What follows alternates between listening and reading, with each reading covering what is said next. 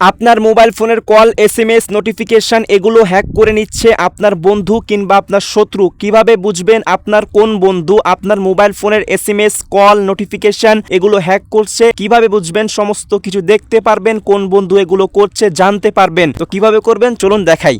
এটা দেখার জন্য সকলেই প্রথমে মোবাইল ফোনে থাকা ডায়াল প্যাডে চলে আসবেন। ডায়াল প্যাডে এসে এই যে লেখাটুকু লিখে ডায়াল করবেন। এই লেখাটুকু লিখে ডায়াল করলে আপনার সামনে এরকম একটি লিস্ট চলে আসবে। এই যে দেখুন এখানে বলতেছে কি যে নট ফরওয়ার্ড, মানে কি কোনো সমস্যা নেই, কেউ হ্যাক করেনি। কিন্তু যদি আপনার নট না থাকে, যদি শুধু লেখা থাকে ফরওয়ার্ড, তাহলে বুঝবেন এই আপনার মোবাইল ফোনের এসএমএস, কল, নোটিফিকেশন এগুলো সব ফরওয়ার্ড হচ্ছে অন্য একটি মোবাইল ফোনে। তো যদি আপনার নট ফরওয়ার্ড থাকে তাহলে কোনো সমস্যা নেই, আর যদি শুধু ফরওয়ার্ড থাকে তাহলে সমস্যা আছে, কেউ আপনার মোবাইল ফোনটি হ্যাক করে নিয়েছে। তো কিভাবে এই সমস্যাটির সমাধান করবেন চলুন দেখাই। এই সমস্যাটির সমাধান করার জন্য আপনাকে এখানে একটি কাজ করতে হবে। এই লেখাটুকু লিখে আবারও ডায়াল করে দিতে হবে। এই লেখাটুকু লিখে ডায়াল করলেই আপনার কাজ শেষ। এই যে দেখুন সাকসেসফুল। আপনার মোবাইল ফোনে যদি সমস্যাটি থাকে তাহলে সমাধান হয়ে যাবে, এটা অটোমেটিক সমাধান করে দিবে।